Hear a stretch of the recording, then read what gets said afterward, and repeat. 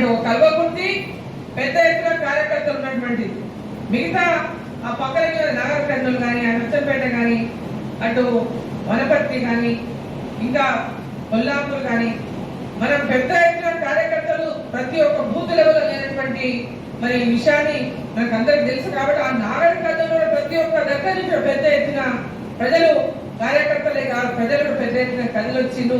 బ్రహ్మాండంగా జరిగింది నాగర్ కర్నూలు సభ కూడా. ప్రధానమంత్రి మోదీ గారు సభలో చాలా సభను చూసి చాలా ఆనందపడ్డారు.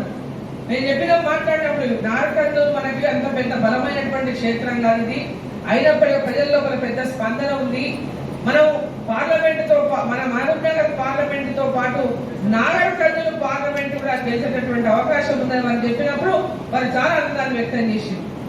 ఆ ప్రజల్ని చూసిన చాలా మంచి రెస్పాన్స్ ప్రజల నుంచి వచ్చినటువంటి రెస్పాన్స్ చూసి కూడా వారు చాలా అంటే ఎంతో అంటే ఆనందపడేటువంటి సందర్భం మనం స్వయంగా మనం వారి యొక్క ఫేస్ చూస్తే మనకు అందరికీ కూడా అర్థమైండొచ్చు మీకు. సో కాబట్టి మనం అందరం ఎక్కడ చూసినా కార్యకర్తలో ఒక విశ్వాసం.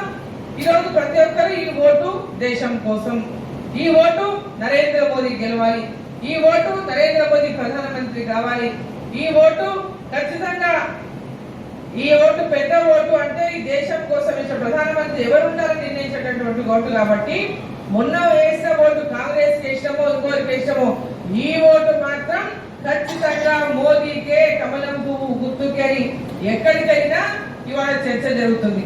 కాబట్టి నేను కార్యకర్తల్ని కోరుకునేది ఒకటే, మనమంతా కూడా ఈరోజు గ్రామీణ ప్రాంతాల్లో ఉన్నటువంటి ప్రజలను మొట్టమొదటగా ప్రతి ఇంటిని, ఎందుకంటే లబ్ధి పొందని ఇల్లు లేదు ఈరోజు గ్రామీణ ప్రాంతాల్లో.